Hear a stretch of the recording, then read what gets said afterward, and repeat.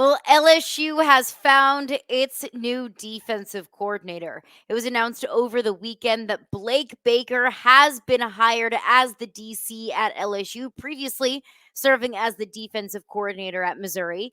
Now, I think this is a slam dunk hire. I'll explain why, but I do have one question.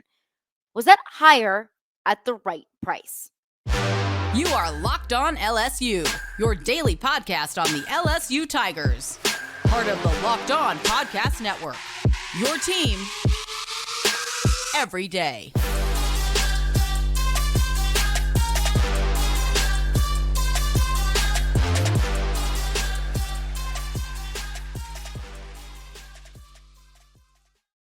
Welcome into the Locked On LSU podcast. Thank you for making us your first listen every single day. We're free and available wherever you get your podcasts. You can also check us out on YouTube as well. We're there every single day. And of course, we are free.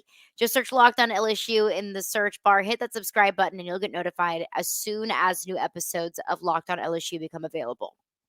There's a lot of news regarding LSU over the weekend. Of course, it was announced on Saturday that five-star 2025 quarterback and the number one recruit in the 2025 class has committed to LSU. So that was one big nugget. You can find a full breakdown of that, what LSU is getting in their new quarterback, what that means for this program on the previous episode of Locked On LSU, which, of course, you can find on your preferred podcast platform and the Locked On LSU YouTube page. But the other big piece of information was the long-awaited announcement of who would be LSU's next defensive coordinator. And it was announced on Friday evening that they found their guy. That LSU's next defensive coordinator will be previous Missouri defensive coordinator Blake Baker. I think that this is a slam dunk hire for Brian Kelly and this LSU football program for several reasons. I'll break it down. First and foremost, reason number one why I like the hire is that what he is tasked to do at LSU is take over a unit that was struggling mightily. He is now tasked to turn this defense around and honestly to do it pretty quickly. That the expectations are CFP. The expectations are championship. You're not afforded a whole lot of time to turn around a defensive unit that ranked, 110th in college football in pass defense, and all of a sudden turn it around to a national contending unit. But Blake Baker has a history of taking over struggling defenses and turning them around pretty quickly at Missouri. In 2021, this was before Blake Baker got there. Blake Baker arrived at Missouri in 2022. In 2021, the year before Blake Baker arrived, Missouri's defense was absolutely, positively atrocious. 113th nationally, was giving up 435 yards per game, giving up 34 points per game. That is statistically worse than LSU's defense this past year, if you can imagine it. Blake Baker comes in 2022. His first season at Missouri, he turns that unit that was previously 113th nationally, 56th nationally. A unit that was giving up 34 points per game was only giving up just over 25 points per game. That is in just one season.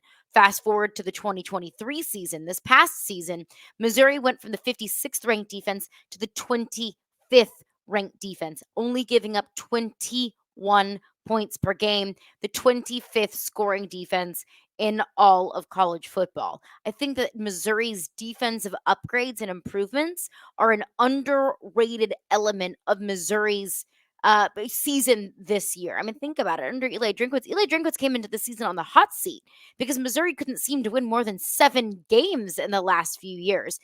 We talk about the offense, and rightfully so. We talk about Cody Schrader and Luther Burden and Brady Cook and what that team did offensively this past year. But defensively, Missouri improved by leaps and bounds under Blake Baker. So he has a track record of turning bad defenses around and doing it quickly. The other reason why I love the hire is also because of what he did when he was at LSU. Blake Baker served as a linebackers coach at LSU in the 2021 season. Of course, Bo Pelini was let go of his duties. very rightfully so. After the 2020 season, Blake Baker comes in with a new defensive coaching staff. Now, he was not retained by Brian Kelly when Brian Kelly came in 2022, and it wasn't anything personal against Blake Baker whatsoever. It's just that's just what happens. A new head coach comes in. For the most part, they tend to clean house. But Blake Baker was the linebackers coach at LSU in 2021. Just looking at that linebacker unit and how much the defense improved in 1 year and how much individual players and individual linebackers themselves improved in just 1 year under Blake Baker was really, really impressive. I look at Damone Clark, who in 2020 and in years prior, before Blake Baker got there, Damone Clark really, for the most part, he was available.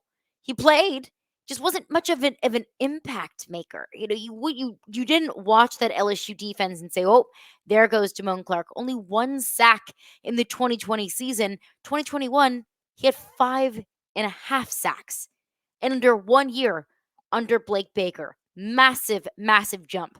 PJ Ojulari, of course, who we know ultimately in 2022 ended up being the leader of the defense. 2020, he had 4 sacks and 16 tackles. 2021, 7 sacks and 54 tackles.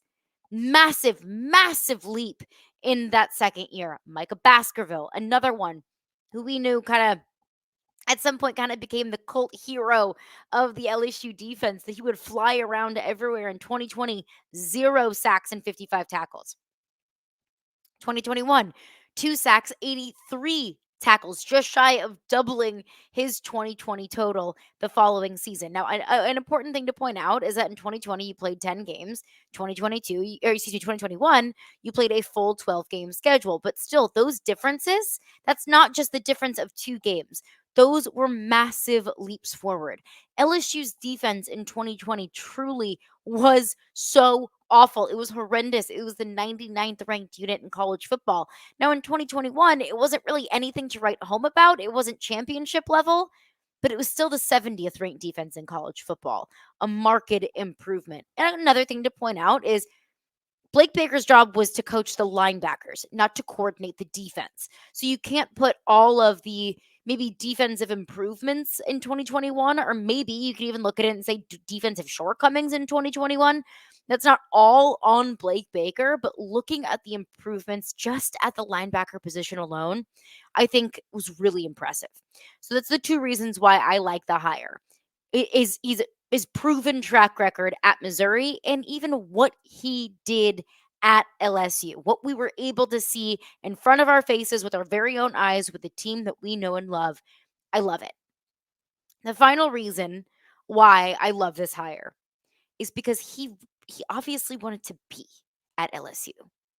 The Blake Baker's from Houston. He played college football at Tulane. He started his coaching career at Louisiana Tech as a defensive assistant. His wife is from the North Shore. His wife went to LSU. She played soccer at LSU. This is a family with Louisiana ties, even with LSU ties. Look, he got a good gig going. He had a good gig going at Missouri. It was a team that won 11 games this past year.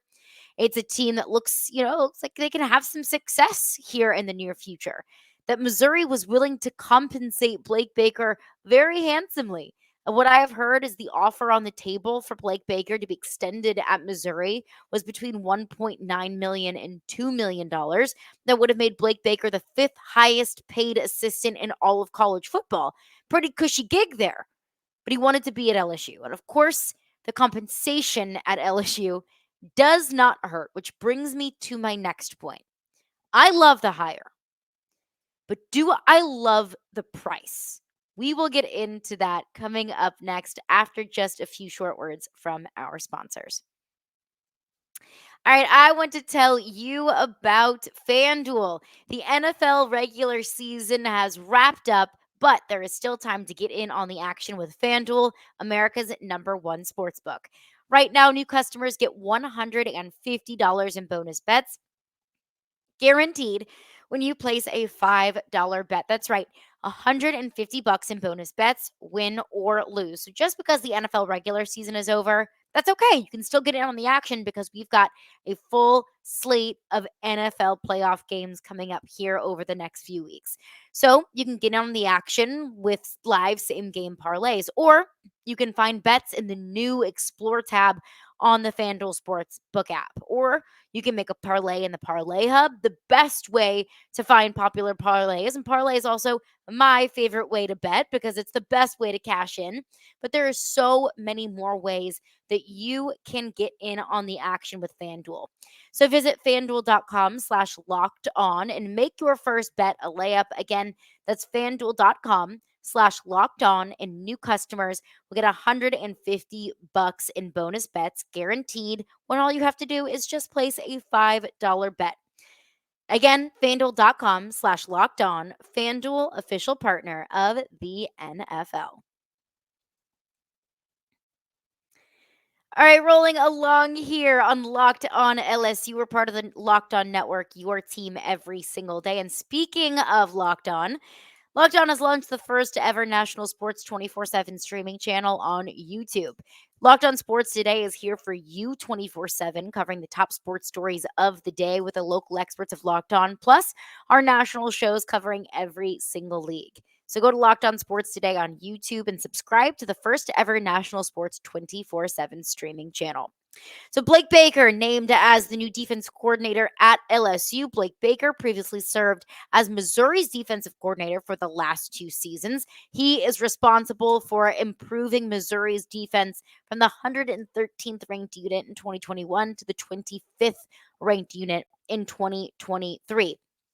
Looking at Missouri this past year, had the 10th most sacks in all of college football, 39 sacks on the season, averaging 3 sacks a game. They were the 47th ranked pass defensive unit in the country. And you might be saying, well, that doesn't really impress me, 47. Well, they gave up 213 passing yards on average throughout the season. To compare that to LSU, well, you were 115th. You were giving up 255 passing yards per game on average. And that also takes into account the fact that you played Auburn, one of the worst passing offenses in all of college football. Army, one of the worst passing offenses in college football. So at least that is a massive, massive improvement. I love the hire. I think it's a slam dunk hire. It is who I want. If I could handpick whatever DC that was available, like Phil Parker is not going to be available. If I could handpick, an option for LSU to be their upcoming defensive coordinator, my pick would have been Blake Baker.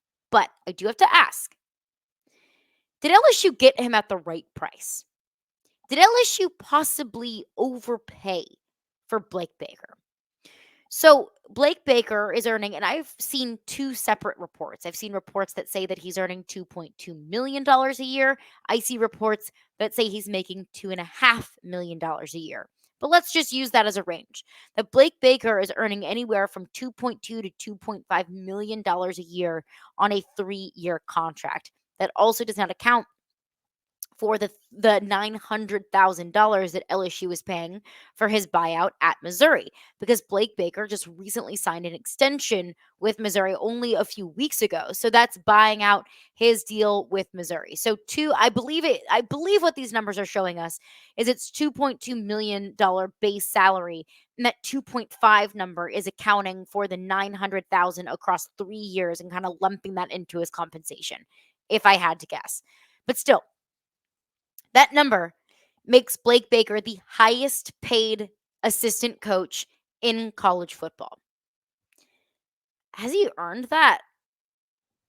He's going to be making more than Sharon Moore, who is essentially, for half of the season, Michigan's head coach and helped Michigan get to the national championship game. Jase Minter, if we're talking about Michigan, Blake Baker will make more at LSU than Jase Minter does at Michigan. He coached the number 1 defense in America. I mentioned Phil Parker, one of the best defensive coordinators in the game. Blake Baker will make more than him. Blake Baker's going to make more than Mike Denbrock did at LSU, and Mike Denbrock coordinated the number 1 offense in America. Think of whatever coordinator in college football that you think is one of the best at what they do? Maybe in the front lines of getting a head coaching job here soon. Will Stein at Oregon might be another one that you could point to. Well, a lot of those names that I just mentioned have accomplished a lot more than Blake Baker.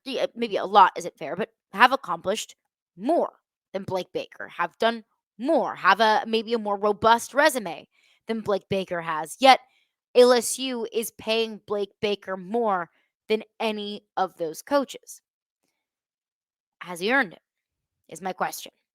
That's a lot of money to pay someone that hasn't coached a championship defense, that hasn't gone to a national championship. That's a lot of money for a coach that, he's been around the block for about 10 years or so, but he doesn't have the longest, biggest, most impressive resume in college football. And that is no knock on Blake Baker. It is simply just a fact. It's a lot of money to pay someone that does have a proven track record, but it's not like Blake Baker has this 15, 20-year history of everything he touches turning to gold. In this case, purple and gold. So that's just the question that I have to ask. Is the money right? The reason why I'll be able to sleep at night about it, the reason why I'm not too hot and bothered about it, well, it's still going to be lingering, at the top of my mind. It's still going to be a question that I have about this hire. I also look at it and say, if Brian Kelly met with Blake Baker, sees Blake Baker's resume, sees what he has done, and says, that's my guy. That is my guy. That is my coach. That is the defensive coordinator that I need, that this team needs, that this program needs to get us to the next level. That I think under Blake Baker, we can have national championship caliber defenses. If that's what you believe and that's what you feel, you got to do whatever it takes to get him. Like I mentioned, Blake Baker had a pretty cushy gig at Missouri. He had just signed an extension. Missouri was willing to pay him just shy of $2 million. Missouri was winning. Missouri looks like it's in a good position to start contending for a college football playoff now that it expands to 12 teams. You were going to have to lure him away somehow. And I do think that Blake Baker wants to be in Louisiana, wants to be at LSU, that this is a program that he wanted to be part of. But you still need to get compensated for that. I love LSU. I love Baton Rouge. I love Louisiana. But I'm not going to take a pay cut in order to do my same job there when I can do my same job here where I am. So if you had to lure him away, which it sounded like you did, you needed to kind of dangle the carrot to get Blake Baker away from LSU and at your program, it was going to cost you. And you have to do what you have to do in order to get your guy. And if LSU was willing to throw that kind of money at Blake Baker, then I have to believe that Brian Kelly did feel as strongly as I believe you should if you're going to pay an assistant that much money. And he looked at it and said, that is my guy. And I think Brian Kelly understands that when he goes out on a limb like that, and when he pushes to ask for as much money as that they're paying Blake Baker, he understands that that also puts him in the hairs of a crossfire. He also understands that he is putting his neck out for a coach that he believes in.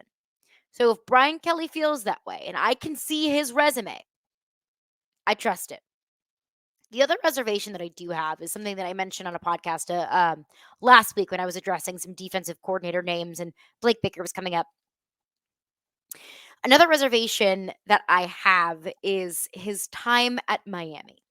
So Blake Baker has been at Missouri for the last 2 years. Of course, before that, we know that he was at LSU in 2021. Before he was at LSU, Blake Baker was a defensive coordinator at Miami from 2019 to 2021. In 2019, Miami had the 23rd ranked defense, statistically significantly better, not significantly, but statistically better than LSU's national championship team in 2019. And the next year, Blake Baker's second year as the DC at Miami, They plummeted to the 51st ranked defense. They gave up almost 800 yards to North Carolina alone, almost 600 rushing yards to North Carolina in that game that year in 2020. He retained his job after that year, but his play calling duties were taken away from him after that 2020 season, which is ultimately when he left for LSU to be the linebackers coach. So that concerns me. That's a steep drop off from year 1 to year 2. Here's another reason why I can sleep at night with that. Why maybe I can justify that. I'm not going to make excuses, but these are fair things that I've wondered. How much was Blake Baker to blame, and how much was Manny Diaz to blame for that? Manny Diaz, we know, is a defensive head coach. Manny Diaz was the head coach at Miami at that time. How much was Manny Diaz maybe stepping on Blake Baker's toes? How much say did Blake Baker really have in the defense, and how much was Manny Diaz gets final say, and Manny Diaz made a whole lot of decisions, whether it was X's and O's decisions, personnel decisions, whatever it might be. How many decisions did Manny Diaz make that Blake Baker wouldn't have agreed with? Maybe that didn't turn out very well. It's one question I have. And the other question I have is how much has he grown since then? That was 2019 and 2020. That was now 3 full seasons ago. His more recent body of work is more impressive than that.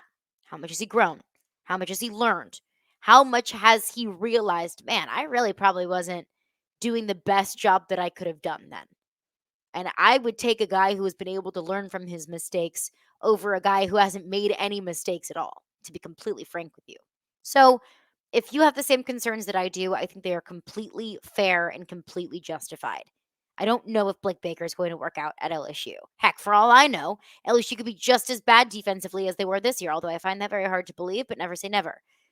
But also, Blake Baker could get LSU to a top 10 defense in college football in the next 2 years. We don't know. I have my fair concerns, but overall, I think that this was a really, really good hire. In fact, I think this was the perfect hire for what LSU needed in a defensive coordinator moving forward. Coming up next, I want to wrap up some of my thoughts on Blake Baker and the hire from LSU. And it's less about my thoughts, but more about the thoughts from some Missouri fans about this hire. And I know I'll be preaching to the choir, but I do want to address some of the commentary that's been floating around, and we'll get into that coming up next after just a few words from our sponsors. I want to tell you about Jase Medical. So I know that we come to sports, and you probably come to this podcast to escape from some of the crazy realities of real life.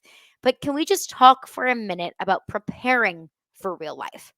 So, according to the FDA, pharmacies are running out of antibiotics like amoxicillin right in the middle of the worst flu season in over a decade. I just dealt with the flu. I have a lot of friends and family members that are now dealing with the flu. I mean, it is scary. I can't imagine a more helpless feeling than if one of my family members, and I don't have kids, but I can only imagine how scary it is if you have kids and how scary it is when your kids get sick while a supply chain issue kept them from a life-saving medication that they might need. But thankfully, we'll be okay because of Jase Medical. The Jase case is a pack of 5 different antibiotics to treat a long list of bacterial illnesses, including UTIs, respiratory infections, sinusitis, skin infections, among many others. I mean, this stuff could happen to any of us and at any time. So visit jasemedical.com and complete your physician encounter. It'll be reviewed by a board certified physician, and your medications will be dispensed by a licensed pharmacy at a fraction of the regular cost. It's never been more important to be prepared than today. So go to jasemedical.com, use offer code locked on, LOCKEDON, to get $20 off of your order. All right, rolling along here, locked on LSU. Final thought here about the Blake Baker hire.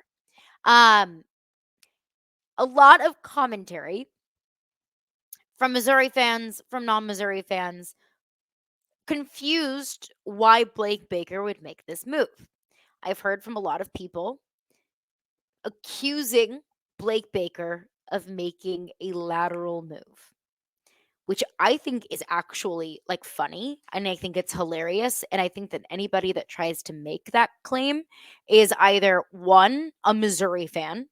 um I, yeah, I think that's fair. Maybe somebody who overvalues the results of a single season. A better record in a single season does not indicate a better program. If that was the case, then Kentucky would be a better program than Florida. And I don't think that that's the case. Was Kentucky, did Kentucky have a better record than Florida this past year? Yeah, they did. Is Florida having a couple of down years? Yep, they have been having that. Florida is still a much better program than Kentucky is. So I don't. I understand. Missouri finished with 11 wins, and Missouri had a fantastic season. That Missouri's only losses on their schedule were to Georgia and to LSU. Missouri won 11 games this year, and now Missouri fans are talking about national title hopes. Missouri fans are going to look back on this season maybe similarly to how we look back on the 2019 season of, man, that year was great. Man, that year was magical. And if you're a Missouri fan and you feel that way, you should. Because when you go from 6-6 to 7-5, and now all of a sudden you're going 11-2 with a win over Ohio State in the Cotton Bowl, you should be incredibly proud of that. But LSU won 10 games and they fired their entire defensive coaching staff. And we, as LSU fans, step away from the season saying, it's pretty good. We won a Heisman, won 10 games, but we want more. That's the difference between these two programs and these two expectations. That LSU has a very, very long and rich and successful history of winning. They win national championships. The expectation is to get to the SEC championship. Missouri won a Big East title in 1960, a Big 8 title in 1969. They haven't won a damn thing since. They went to back-to-back SEC championship games in 2013 and 2014. That's been it. Different expectations, different programs, different levels of success. I also don't understand why, from people who are making this claim that this is a lateral move, a lot of people who are saying that are saying, well, there's a lot more uncertainty at LSU, that we don't really know if things are going to work out with Brian Kelly, but we know that things are going to work out with Eli Drinkwitz here. Why? I mean, Brian Kelly has 2 10-win seasons. Eli Drinkwitz has reached double-digit wins for the first time in his career at Missouri since he's got to Missouri in 2020. Missouri hasn't just been, average. Missouri's been bad every year except this past year. So why so much certainty that Eli Drinkwitz is going to ultimately be the more successful coach than Brian Kelly, when Brian Kelly has accomplished more in a shorter period of time? Now, you could say, well, Brian Kelly hasn't gotten to a New Year's Six bowl, and that is true, and Eli Drinkwitz has. Eli Drinkwitz has not gotten to a conference championship game. Brian Kelly has. Brian Kelly has done it with a more difficult schedule. So I don't know where this uncertainty with Brian Kelly is coming from. Is Brian Kelly going to win a national title at LSU? I don't know. I truly believe deep inside of my core that he will. I don't know that he will, but I don't know where this idea of Brian Kelly, being this some sort of mystery at LSU came from. If you're talking about Billy Napier at Florida, I keep picking on Florida. I'm sorry. But if we're talking about Billy Napier at Florida, then yeah, I think that's fair. Uncertainty of his future, uncertainty if things will work out there, totally fair and totally justified. Brian Kelly's at a pretty successful 2 first years. I got my gripes. I got my complaints. Overall, I don't know how you can make the argument that Eli Drinkwitz is poised for more success than Brian Kelly is. But we can talk about the individual seasons all we want. But I think overall, the biggest thing for me, what indicates that it's not a lateral move, that in fact it is an upgrade, and a pretty big upgrade, is LSU gets some of the best players in the country. That LSU consistently, year in and year out, gets one of the best defensive recruits in the country. That players like Harold Perkins and Mason Smith, they're not going to Missouri. One of the highest rated defensive recruits that Missouri has landed over the last 3 years transferred to LSU. His name is Mekhi Wingo. Now, players like Dominic McKinley, the number one defensive recruit in the 2024 class, he's coming to LSU. He's not going to Missouri. That LSU has a lockdown of the state of Louisiana. That players in the state of Louisiana that, oh, yeah, by the way, they happen to be 4s and 5 stars, they want to come to LSU. Missouri is still working on that. And I do think that Eli Drinkwitz is going to get there of locking down the state of Missouri. But let's just look at it through a vacuum.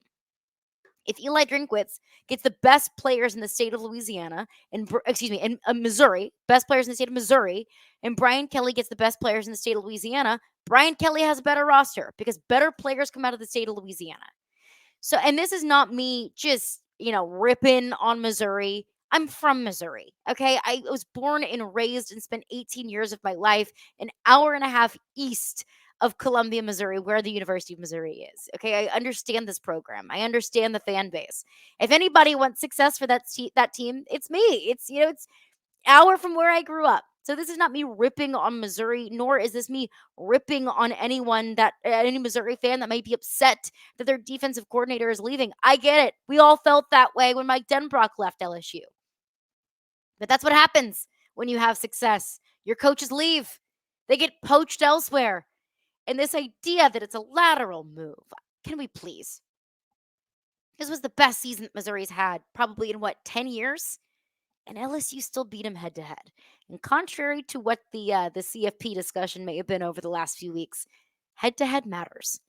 Missouri fans, if you're upset, I get it. But LSU fans, if you're hearing all of the complaining and boo-hooing from Missouri fans on Twitter, just know that means probably a pretty good coach, and they're just upset about losing him. So enough of it was a lateral move thing. LSU is a better program than Missouri is. Missouri, they can catch up, win a couple of natties here in the next few years, then I'll be willing to reevaluate that opinion. That's going to do it for me today. Thank you for making Locked On LSU your first listen every single day. Coming up here in the next few episodes of Locked On LSU, we'll chat with Brian Smith. We'll get a full breakdown of Bryce Underwood and this 5-star studded 2025 class that's coming in here in just a couple of seasons. We'll also do a breakdown on where the roster is at. I know I've been promising that, but keep getting new news. The news cycle gets in the way. So we'll do a full roster temperature check coming up here on the next edition of Locked On LSU.